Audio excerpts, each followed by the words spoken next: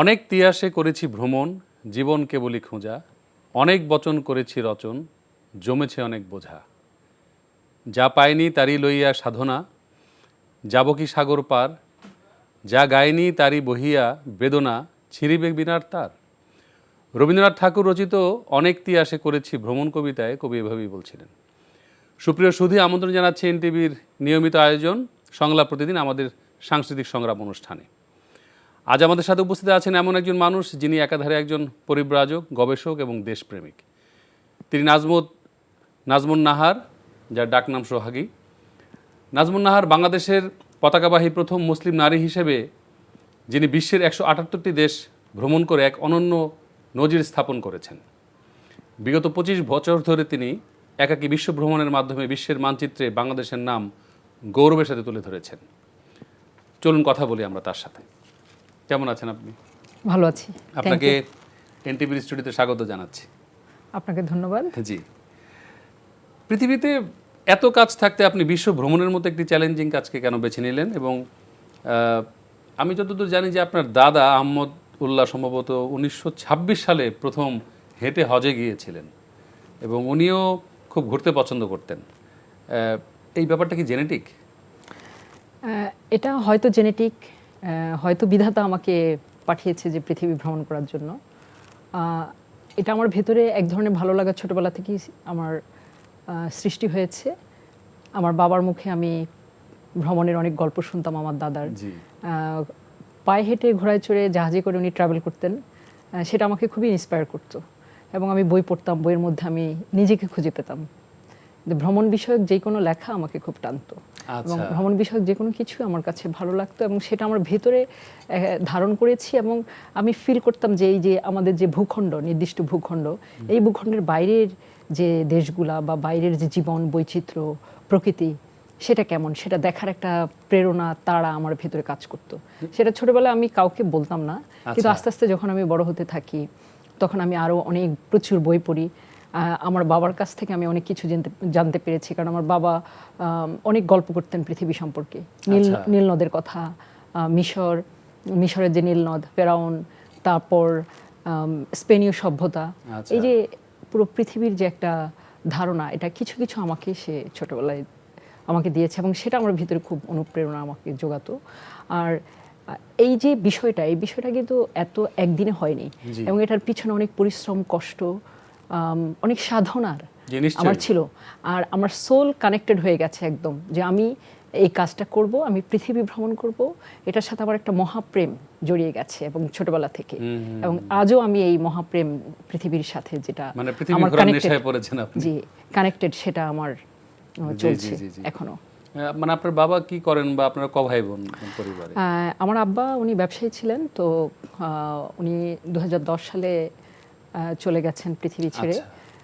আমার বাবাই ছিলেন আমার জীবনের একমাত্র প্রতীক, যেটা বলা যায় যে উৎসাহের বড় প্রতীক, যিনি সবসময় আমাকে শিখিয়েছেন যে বাধা অতিক্রম করে সামনে যাওয়া এবং একটা বক্সের মধ্যে যেন তুমি চিন্তা না করতে পারো, তোমার চিন্তা যেন সুদূর প্রসারী হয়, পড়াশোনার জন্য ইন্সপায়ার করা, সকল কাজে আমাকে খুব উৎসাহ দিতেন। এবং আমার আজকে যে আমি নাজমুন নাহার, আমি যেই পর্যায়ে আমি এসেছি এবং সেটা যদি উনি দেখতে পেতেন, উনি কিন্তু খুব উৎসাহিত হতেন নিজেই, কারণ আমাকে সে এতই সব কাজে সামনে এগিয়ে যাওয়ার যে অনুপ্রেরণা উনি আমাকে দিতেন, সেটার জন্যই আমি যে যত বাধা এসেছে আমার পৃথিবীর পথে পথে, যে সবসময় উনি আমাকে বলতেন যে রাতের যে অন্ধকার সেটা কাটলেই কিন্তু ভোর হবে।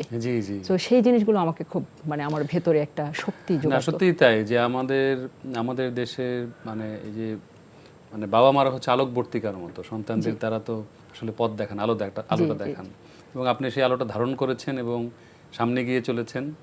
এটা সত্যি খুবই আমাদের অহংকার করার মতো একটি বিষয়। তো আপনার এই কাজের লক্ষ্য এবং উদ্দেশ্য কি, এবং আপনার সাথে সবসময় বাংলাদেশের পতাকা থাকতে আমরা দেখি, এটা একটু বলবেন? পৃথিবী ভ্রমণের একটাই উদ্দেশ্য, যে পৃথিবীর কাছ থেকে জানা এবং পৃথিবীর মাঝে নিজেকে হারিয়ে ফেলা এবং পৃথিবীর কাছ থেকে হারাতে হারাতে শেখা। কারণ আমার কাছে পৃথিবীটা খুবই একটা বৈচিত্র্যময় ব্যাপার যে আমি পৃথিবীর নতুন কোনো দেশে যাব, নতুন কোনো মানুষের কাছ থেকে আমি কিছু শিখবো, প্রকৃতির কাছে যাব এবং সেই প্রকৃতির কাছ থেকে শিখবো, এবং এক এক দেশের খাবার এক এক রকম, কালচার এক এক রকম, এবং সেখানকার সব কিছু মিলে এই যে জিওগ্রাফিক্যাল যে চেঞ্জ এবং জিওগ্রাফিক্যাল ওয়েদার থেকে শুরু করে সব কিছু, কোথাও ডেজার্ট, কোথাও মাউন্টেন, কোথাও আবার ব্লু কালার সমুদ্র, আবার এমন জায়গা দেখেছি যেখানে ডেজার্টের মধ্যে ব্লু ব্লু ওয়াটার এবং একটা পন্ডের মতো, তারপর ডেজার্টের মধ্যে দেখেছি যে ডেজার্ট গিয়ে মিশে গেছে আটলান্টিকের পাড়ে নামিবিয়াতে। অসংখ্য বৈচিত্র্যের মাঝে এই যে পৃথিবীকে কাছ থেকে দেখা, যেটা আমি বইতে পড়েছি এবং সেটা সম্পর্কে জানা, সেটা খুবই খুবই এক্সাইটিং ছিল। এবং আমার লক্ষ্য উদ্দেশ্য আরো কয়েকটা আছে, যে এই বাধার দেওয়ালগুলোকে ভেঙে সামনে এগিয়ে যাওয়া, এবং সকল কারণ মানুষের ভিতরে অনেক ভয়ভীতি কাজ করে, মানুষ অনেক সময় চিন্তার যে সুদূর প্রসারী সেটা হয়তো অনেক সময় ভাবতে জানে না। এবং আমি এমন একটা পথ ক্রিয়েট করতে চেয়েছিলাম যে এই পথে যে পথের কথা চিন্তা করলে আগামী প্রজন্মের যে নারীরা বা আগামী প্রজন্মের তরুণরা আছে তারা যেন ভাবতে পারে যে একটা ইউনিক কিছু সৃষ্টি হয়েছে বাংলাদেশে এবং পৃথিবীর মাঝে, যে আমরাও ভালো কিছু করব, আমরাও সামনের দিকে আগাবো। সো বাংলাদেশের পতাকা ক্যারি করা আর save the planet, no war only peace, এই যে মটোগুলো, এগুলো আমি পৃথিবীতে আমি নিয়ে যাই এবং এগুলো ক্যাম্পেইন করা। কারণ আমাদের পৃথিবীর এখন কিন্তু গ্লোবাল ওয়ার্মিংয়ের ফলে অনেক প্রবলেম হচ্ছে। সো আমি চেয়েছিলাম যে এটার জন্য আমি ক্যাম্পেইন করব সারা পৃথিবীতে, এবং সেটা আমি করেছি এবং করছি। যে কোথাও গ্লেশিয়ার গলে যাচ্ছে এবং গ্লেশিয়ার ভেঙে ভেঙে পানি হয়ে একদম ক্যানেল সৃষ্টি হয়ে পৃথিবীর বিভিন্ন জায়গায় চলে আসছে, সেটার সাথে জীবাণু চলে আসছে। আমি দেখেছি রাশিয়া এবং জর্জিয়ার একটা মাউন্টেন যেখান থেকে গ্লেশিয়ারগুলো গলে গলে পড়ছে, অনেক বড় বড় গ্লেশিয়ার। আইসল্যান্ডের মধ্যে অনেক বড় বড় আইসবার্গ যেগুলো আছে সেগুলো কিন্তু গলে গেছে মাইলের পর মাইল। সো এই জিনিসগুলো আমাকে খুব টাচ করেছে, যে পৃথিবীর যে একটা দুঃখ কষ্ট সেটা আমি খুব কাছ থেকে দেখেছি, ক্ষয়ে ক্ষয়ে যাওয়া। এবং মানুষেরও কিন্তু পৃথিবীর এক জায়গায় কিন্তু মানুষ ক্ষুধার্ত, আবার অন্য জায়গায় কিন্তু সভ্যতার মানে বিশাল মানে। জি, আপনি বলছিলেন যে মানে পৃথিবী যে কত বৈচিত্র্যময় এবং আপনার কত ধরনের অভিজ্ঞতা হয়েছে। তো এই যে আপনি একটা দীর্ঘ সময় ধরে কখনো কখনো আমি দেখেছি বা আপনার সম্পর্কে জেনেছি যে মানে মাস দুয়েক আপনাকে দেশের বাইরে থাকতে হয়েছে। তো একে তো আপনার নারী, এবং তখন কি মানে দেশের জন্য খারাপ লাগে না, বা পরিবারের জন্য মানে আপনার কেমন লাগে, বা মানে কি ধরনের অনুভূতি হয় আপনার নিজের মধ্যে? আমি যখন ট্রাভেল করি তখন আমার ট্রাভেলের এক ধরনের নেশা কাজ করে, এবং আমি লাল সবুজের পতাকা যখন আমার হাতে থাকে আমার সাথে, তখন আমি ফিল করি যে 18 কোটি মানুষ আমার সাথে আছে। আর নানা জায়গায় নানা ধরনের যেহেতু খাবার খেতে হয়, এবং সেই খাবারটা কিন্তু প্রপার কিন্তু যে খাবারটা সেটা কিন্তু হয় না। যেমন আমি যখন পশ্চিম আফ্রিকা ট্রাভেল করেছি তখন আমি অলমোস্ট 2.5 মাস ভাত না খেয়েছিলাম, এবং সেখানে হয়তো ছোট মানে কলা ফ্রাই, তারপরে মেজ, তারপরে কচুর যে মুড়ো আছে সেটা, ছোট ছোট কচুর সেদ্ধ, এই ধরনের খাবার আমাকে খেয়ে থাকতে হয়েছে। তারপরে 4 মাসের জন্য ট্রাভেল বের হয়ে গেছি, 15 দেশ একসাথে কভার করব, আবার কখনো 7 দেশ 10 দেশ এভাবে করে করে কভার আমি করেছি। তো ওই সময়টা তখন ফিল হয় যখন অনেক সময় চলে যায়, তখন মনে হয় ইস, আমি যদি আমার মায়ের হাতের রান্না খেতে পারতাম, বা আমি যদি দেশে থাকতে পারতাম। আমি দেশের যে দেশ ট্রাভেল যখনই আমার শেষ হয় কয়েকটা দেশ, এবং কোন একটা জোন করে করে আমি যেহেতু ট্রাভেল করি, একটা জোন শেষ হলেই তখন আমার খুব ইচ্ছে হয় যে আমি দেশে ছুটে যাই, এবং দেশের মাটিতে মানে ওটা একটা যুদ্ধের মতো। এবং ওই ট্রাভেলটা আমি যখন শেষ করে আসি তখন আমি এক ধরনের মানসিক শক্তি থাকে, কিন্তু এক ধরনের ক্ষুধা থাকে, যে আমি গিয়ে ভালো খাবার দাবার খাবো এবং দেশে ফিরে যাব, দেশের সবার সাথে দেখা হবে।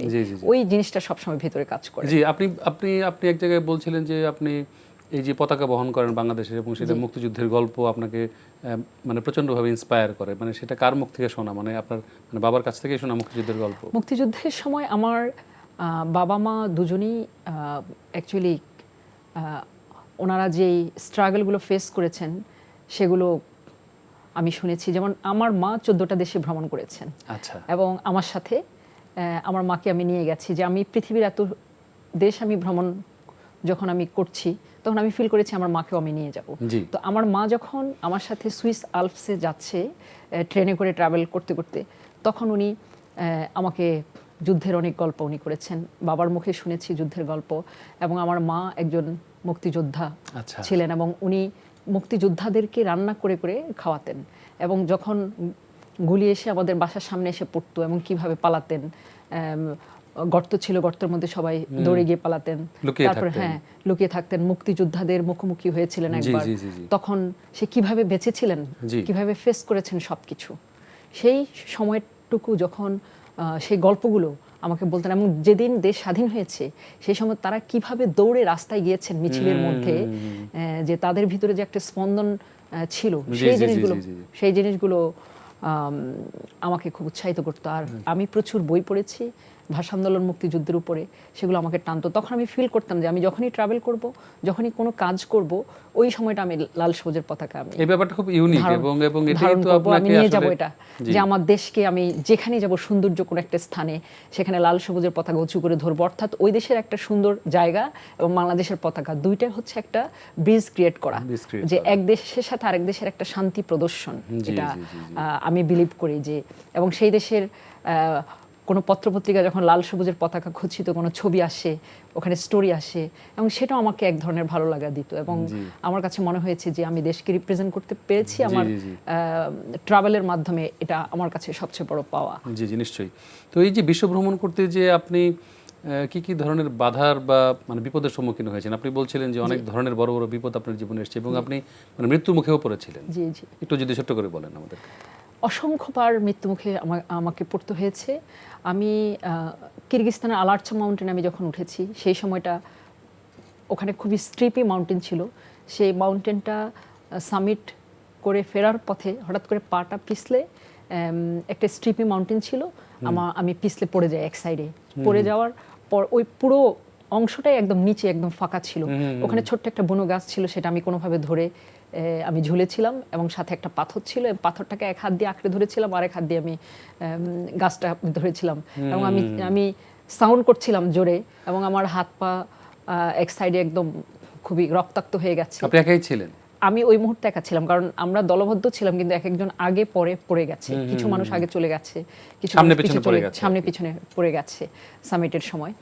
এছাড়া আরো অনেক ভয়ানক সমস্যার মুখোমুখি হয়েছি, সেটা ছিল কোস্টারিকার গোয়ান ক্যাসেল একটা জায়গা আছে, এবং সেখানে একটা ছোট্ট একটা নদী আছে, যেটা যাওয়ার পথে কোনো মানে জোয়ার ছিল না, একটু শুকনো ছিল, হালকা একটু পানি ছিল, সেখানে কিছু পাথর ছিল, পাথর টপকে চলে গেছে, এবং বাম পাশে ছিল প্যাসিফিক ওশান।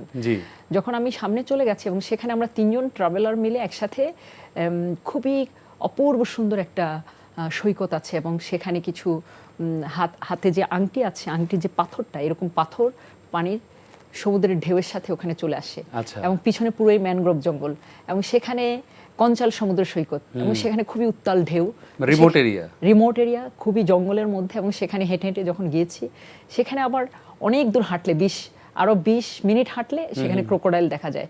আমার সাথে যে 2 ছেলে মেয়ে ছিল, তারা ওখান পর্যন্ত গিয়েছে, কিন্তু আমি এত সুন্দর দেখে আমি ওখানে থমকে দাঁড়ালাম। আমি ওই যে প্রকৃতির যে অপূর্ব সুন্দরটা, সেটা আমি নিলাম, আমার অনেকগুলো পাথর আমি হাতের মধ্যে নিলাম, আমি ফিল করলাম যে প্রকৃতির যে সমুদ্রের পানির সাথে এত সুন্দর সুন্দর পাথর এসেছে, প্রকৃতি আমাদের কত কিছু দিচ্ছে আমাদেরকে প্রকৃতি, আর আমরা প্রকৃতিকে কতভাবে নষ্ট করছি, ধ্বংস করছি আমরা। এবং ওই সময়টা ঠিক সন্ধ্যা হয়ে আসছে, সূর্য ডুবছে, আমার সাথে আরো অন্যান্য ট্রাভেলাররা ছিল, তারা কিন্তু চলে যাচ্ছে। তো আমি অপেক্ষা করছি আমার সাথে যারা এসেছে, 2 জন ট্রাভেলার একই হোস্টেল থেকে, তাদের জন্য, কিন্তু তারা আসছে না। এদিকে অন্ধকার ঘনিয়ে আসছে, পিছনে ম্যানগ্রোভ জঙ্গল, পানির উত্তাল ঢেউ আসছে। এখন আমি যতই পিছন দিকে যাচ্ছি, ততই পানি উঠছে। একসময় আমি গাছের যে ঢাল আছে, ওখানে আমি উঠে গেলাম, এবং তারা আর আসছে না। আমি জোরে চিৎকার করে তাদেরকে ডাকলাম, কেউ শুনছে না। তখন পিছনে জঙ্গলের পিছন দিয়ে হালকা একটু জায়গা ছিল হাঁটার, এবং সেটা দিয়ে আমি হেঁটে সামনের দিকে আমি চলে গেলাম, প্যাসিফিকের সাইড দিয়ে। তখন আমি হাঁটতে শুরু করলাম, কারণ আমি জঙ্গলের ভিতর দিয়ে গেলে যদি কোনো বন্যপ্রাণী আমাকে আক্রমণ করে, সেটার জন্য আমি পাথর এবং সমুদ্র না, ঠিক খুবই ভয়ঙ্কর জায়গাটা, অনেক বড় বড় পাথর একদম হাত দিয়ে ধরে ধরে আমি তারপরে একটা জায়গায় গেলাম। ওই যে নদীটা, ছোট্ট নদীটা ছিল, সেই নদীটার পাড়ে গেলাম। সেই নদীটা আমাকে এখন অতিক্রম করতে হবে। যখন আমি নদীটা অতিক্রম করতে গেছি, তখন দেখলাম যে ওখানে ভয়ঙ্কর মানে পানির ঢেউ, এবং যেটা প্যাসিফিকের সাথে একদম কানেক্টেড হয়ে গেছে, জোয়ার এসে ভরে গেছে। এবং যে একটা উঁচু জায়গা ছিল, সেখান থেকে আমি জাম্প করে নিচে নামলাম পানির মধ্যে। তো আমি সাঁতরানোর চেষ্টা করলাম যে আমাকে ওই পারে যেতে হবে, এদিকে অন্ধকার, নতুবা তো আমার কোনো, এখানে যদি অনেক পানি চলে আসে তাহলে তো আমি ভেসে যাব। আমি যখন স্রোতের বিপরীতে আমি সাঁতার কাটছি, এর মধ্যে স্রোত এসে আমাকে প্যাসিফিকের দিকে নিয়ে যাচ্ছে, আমি যেদিকে কাটছি উল্টা দিকে আমাকে নিয়ে যাচ্ছে।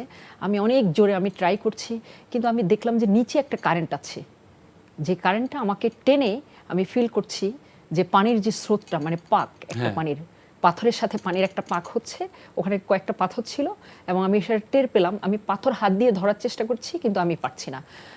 তখন আমি চিৎকার করলাম, আমার যত শক্তি ছিল সেই শক্তি দিয়ে আমি চিৎকার করলাম, আমার গলা পর্যন্ত তখন পানি ছিল এবং আমি সাঁতরাচ্ছি আর চিৎকার করছি। হঠাৎ করে অন্ধকারের ভেতর থেকে কেউ একজন এসে জাম্প করে পড়লো। সেখানে জাম্প করে পড়লে আমি, লোকটার পরা একটু সাদা কাপড়ের মতো একটা কিছু একটা ছিল আর একটা গেঞ্জি ছিল, সেই লোকটা আমাকে বললো যে তুমি আমার পিঠে ধরো। আমি তখন তার পিঠে ধরলাম, সে তাদের লোকাল ল্যাঙ্গুয়েজে বলেছে, তখন সে আমাকে ওখান থেকে এসে বাঁচালো। অলৌকিক ঘটনা। হ্যাঁ, অলৌকিক ঘটনা। এবং সে বলছে যে আমি এখানে দাঁড়িয়ে প্রার্থনা করছিলাম দূরে, আমি তোমার চিৎকার শুনে আমি দৌড়ে আসলাম এবং আমার মনে হচ্ছে আল্লাহ আমাকে এখানে পাঠিয়েছে তোমাকে বাঁচানোর জন্য।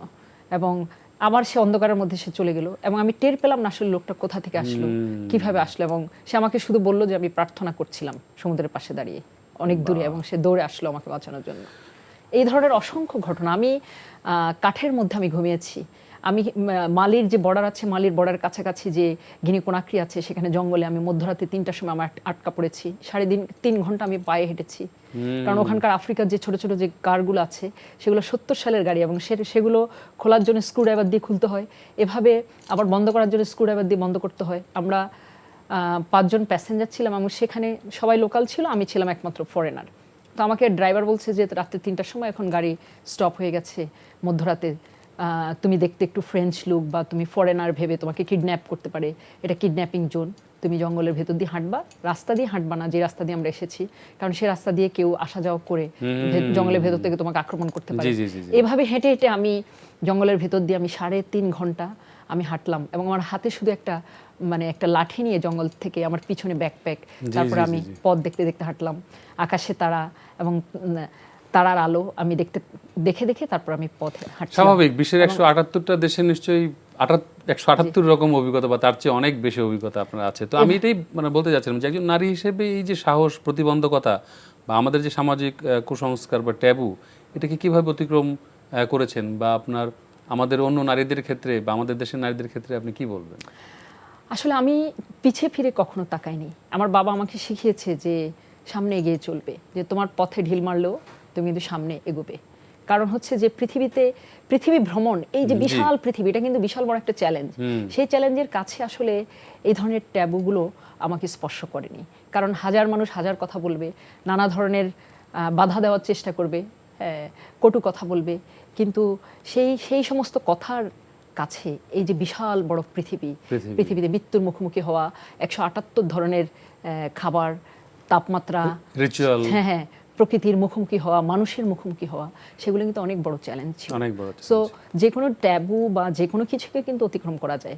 যে আমি বাংলাদেশের জন্ম নিয়েছি, আমি কিন্তু আমাদের যে অনেক ধরনের বাধা নারীদের, আমি যখন শুরু করেছি 25 বছর আগে, তখন কিন্তু এতটা সহজ ছিল না।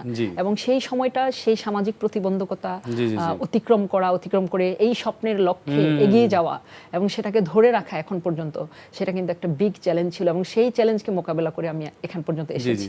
এবং মানুষের ভেতরে সাইকোলজিক্যাল স্ট্রাগলটা কিন্তু একটা বিশাল বড় ম্যাটার, এবং সেই সাইকোলজিক্যাল স্ট্রাগলকে মানুষ যখন অতিক্রম করতে পারবে, তখনই কিন্তু সব বাধাগুলো কিন্তু অতিক্রম করে যাবে। সবকিছুই কিন্তু মনের মধ্যে। যখন আমি ভাববো যে আমি পারবো, আমি সামনে এগিয়ে যাব, তখন কিন্তু আর কোনো বাধাই কিন্তু বাধা থাকবে না। একদমই। তো অনেকেই মনে করেন যে আপনার প্রচুর ধন সম্পদ রয়েছে এবং তাই আপনার জন্য এই কাজটা করা খুব সহজ। আসলে কি তাই? শুধু টাকা পয়সা থাকলেই কি আসলে পৃথিবী ভ্রমণ করা সম্ভব মনে করেন? আমার তো মনে হয় যে আমি ইলন মাস্কের থেকেও ধনী, কারণ আমি আমি ভ্রমণ করেছি, আমার যে অভিজ্ঞতা হয়েছে বা আমি যা কিছু শিখেছি, এটা আমার কাছে বিশাল বড় সম্পদ। এটা আমার কাছে বিশাল বড়, অভিজ্ঞতার চেয়ে বড় কিছু নাই, তো আর বড় কিছু নাই। সো মানুষ যখন স্বপ্ন দেখে তখন স্বপ্নের পিছনে যখন মানুষ ছুটে তখন এই স্বপ্নকে রিয়ালিটির মধ্যে আনার জন্য, বাস্তবে রূপ দেওয়ার জন্য তখন কিন্তু সে যেই কোনো ধরনের যুদ্ধ জয় করার জন্য কিন্তু সে প্রস্তুত থাকে। জি, জি, এই জি, ধরনের জি। মানসিকতা থাকলে কিন্তু সবকিছু অতিক্রম করা যায়। জি, জি। সম্পদের চেয়ে সবচেয়ে বেশি বড় হচ্ছে তার মানসিক শক্তি। মানসিক জি, শক্তি জি, জি। থাকলেই কিন্তু সে পরিশ্রম করবে, স্বপ্নের পথে আগাবে। সো এভাবে আমি পরিশ্রম করেছি। আমি 2006 সালে আমি সুইডেনের লোন ইউনিভার্সিটিতে গেছি পড়াশোনা করার জি। জন্য, স্কলারশিপ নিয়ে। সেখান থেকেই তো আসলে আপনার সেখানে শুরু হয়। না, আমি শুরু হয়েছে আমার 2000 সালে। 2000 অনেক আগ সালে। থেকে আমার শুরু হয়েছে। আমি এশিয়ার মধ্যে কয়েকটা দেশ ট্রাভেল করেছি বাংলাদেশ গার্লস গাইড অ্যাসোসিয়েশনের মাধ্যমে।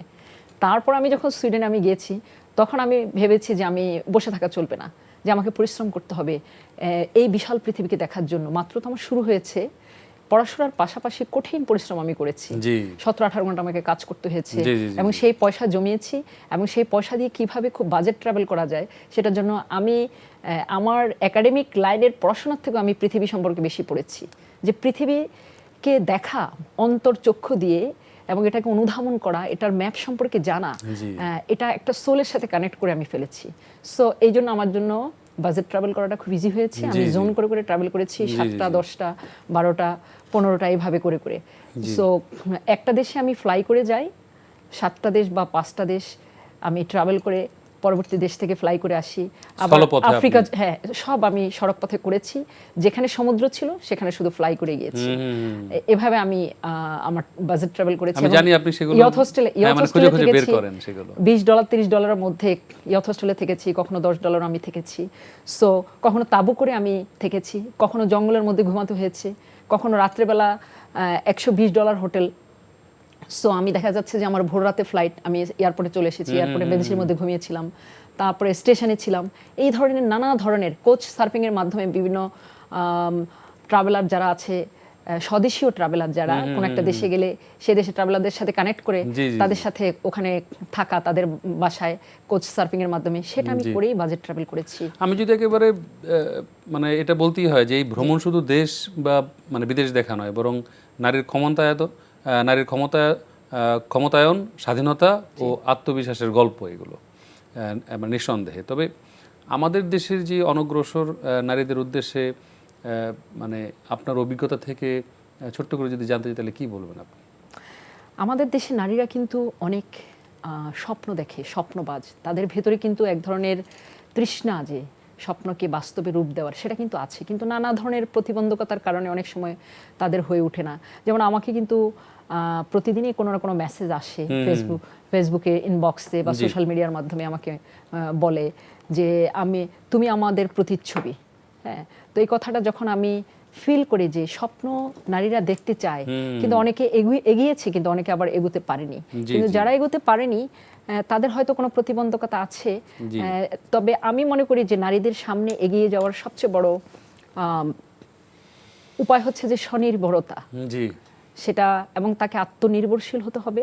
এখন যেমন অনেক নারীরা আছে যারা, এবং পরিবারের সাপোর্টটা লাগবে। আপনার বাবা মা আপনাকে যেভাবে ইন্সপায়ার করেছে জি জি জি, সেটাও একটা খুব গুরুত্বপূর্ণ সেটা একটা মেসেজ। ডেফিনেটলি একটা নিজের সবচেয়ে বড় হচ্ছে নিজের ইচ্ছে শক্তি। আর পরিবারের সাপোর্ট হচ্ছে, বাবা মা কিন্তু একটা বিশাল বড় জি, জি, মানে জি। এগিয়ে দেওয়ার জন্য একটা বিশাল বড় একটা শক্তি। জি। কারণ নারীদের ক্ষেত্রে অনেক বেশি জি জি, এটা। বাবা যখন বলবে যে না তোমাকে এটা করা যাবে না, ওটা করা যাবে না, বাবা একটা আদর্শ শিক্ষা দিবে একটা মানুষকে, একটা ছেলে বা মেয়েকে সামনে আগানোর জন্য, যে সততা এবং আদর্শ, সাহস, এটা যখন সে শিক্ষা দিবে এবং তার ভিতরে এক ধরনের যে রিয়ালিটির একটা অনুভূতি দিয়ে দিবে, কনফিডেন্স দিবে, তখন কিন্তু সে সামনে এগোতে পারবে। সো বাধা ক্রিয়েট যেন পরিবার থেকে না হয়। পরিবার যখন ঠিক থাকবে তখন সমাজ ঠিক থাকবে। কারণ সমাজ কিছুই করতে পারবে না। সামাজিক অনেক বাধার চাপ কিন্তু ফ্যামিলিকে অনেক সময় পোহাতে হয়। তখন কিন্তু বাবা মারা কিন্তু অনেক সময় ডিসকারেজ করে অনেক, যে ভয়ের কারণে। সো আমাদের রাষ্ট্রকে, আমাদের সমাজকে এবং আমাদের পরিবারকে এবং সমস্ত মানুষকে, যখন কোনো মানুষ এগুতে চায় তাকে এগিয়ে দেওয়া, তাকে বাধার সৃষ্টি না করা এবং তার পা ধরে না টানা বা তার সামনের পথের মধ্যে কোনো প্রতিবন্ধকতার সৃষ্টি না করা। সো একটা নারী বা পুরুষ যখন ভালো কিছু করবে তখন কিন্তু এটা পরিবারের জন্য ভালো, দেশের জন্য ভালো, সবার জন্যই কিন্তু এটা ভালো। তো 2018 সালের 1 জুন আপনি জাম্বিয়া ও জিম্বাবুয়ের ভিক্টোরিয়া জলপ্রপাত ভ্রমণের মাধ্যমে বিশ্বের 100টি দেশ ভ্রমণের মাইলফলক অর্জনের স্বীকৃতি স্বরূপ জাম্বিয়া সরকারের গভর্নর আপনাকে ফ্ল্যাগ গার্ল উপাধি দেন। জি। তো বিশ্বের 200টি দেশ ভ্রমণের মাইলফলক কবে নাগাদ স্পর্শ করছেন? আমি জি 100তম দেশ যখন আমি ট্রাভেল করেছি, সেটা আমার লাইফের একটা গ্রেট মোমেন্ট, বিকজ 18 বছরে করেছি 100 দেশ ভ্রমণ, জি। এবং সেটা একটা স্ট্রাগলকে অতিক্রম করে যখন 100 দেশ ভ্রমণ করেছি, এবং জাম্বিয়াতে আমার এক পা ছিল, জিম্বাবুয়েতে আরেক পা ছিল, মধ্যখানে একটা লোহার দণ্ডের মতো ছিল, এবং সেখানে লেখা ছিল যে তোমার মানে তুমি এখন জাম্বিয়া এবং জিম্বাবুয়ের বর্ডারের মধ্যে আছো, এবং জি, জি, জি, জি। আমার হাতে ছিল লাল সবুজের পতাকা। ওখানে অনেক সাংবাদিক ছিল।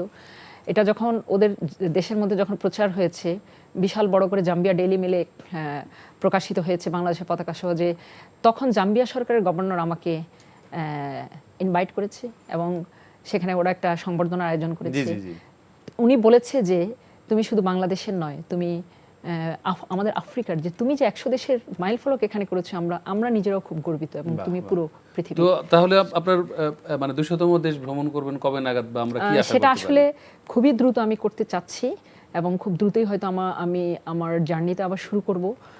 কিন্তু নানা ধরনের ম্যাপিং, রোড ম্যাপ করা, গবেষণা করা, এবং পয়সার একটা বিশাল বড় ম্যাটার থাকে, স্পন্সরের জন্য ওয়েট করা, সবকিছু মিলেই কিন্তু আমার আচ্ছা আচ্ছা। অপেক্ষার একটা বিষয় থাকে। জি জি। তো একেবারেই মানে জানতে চাই অনুষ্ঠানের শেষের দিকে যে আপনি অ্যান্টার্কটিকা যাওয়ার কি সৌভাগ্য হয়েছে? অ্যান্টার্কটিকা আমি পুরো পৃথিবী শেষ করি, তারপর আমার আর কিছু ইচ্ছে আছে, জি সেটা আমি করব। সেটা অ্যান্টার্কটিকা ডেফিনেটলি আমার লিস্টের মধ্যে আছে। জি জি, নিশ্চয়ই। আর আপনি একটা কথা প্রায় বলে থাকেন যে পুরো পৃথিবীটা একটা দেশ, পৃথিবীর সব মানুষই সুন্দর। জি। এবং আমার জানা মতে যে মানে পৃথিবীর আর কোনো নারী পরিব্রাজক কি মানে এমন কীর্তি গড়েছেন আপনার জানা আছে? বাংলাদেশের বাইরে কিছু আছে, অনেকে আছেন যারা করেছেন, সেটা আমেরিকান আছে, ইউরোপিয়ান জি, জি। আছে। জি। তো নিশ্চয়ই আজকে আপনার সাথে মানে কথা বলে অনেক ভালো লাগলো, এবং আপনি এত দূর থেকে এসে মানে আমাদেরকে সময় দিয়েছেন, এই জন্য এনটিভির পক্ষ থেকে আপনাকে কৃতজ্ঞতা জানাচ্ছি। আপনাকে অসংখ্য ধন্যবাদ। জি, আপনি ভালো থাকবেন। দর্শক, আপনারা দেখছিলেন সংলাপ প্রতিদিন, আমাদের সাংস্কৃতিক সংগ্রাম অনুষ্ঠানটি। এই পৃথিবীটা হচ্ছে একটি বই, যে যত বেশি ভ্রমণ করবে সে তত বইয়ের পৃষ্ঠা পড়বে। সবাই ভালো থাকবেন, এবং এনটিভির পরবর্তী আয়োজন দেখার আমন্ত্রণ জানিয়ে আজকের মধ্যে এখানে বিদায় নিচ্ছি। ধন্যবাদ সবাইকে।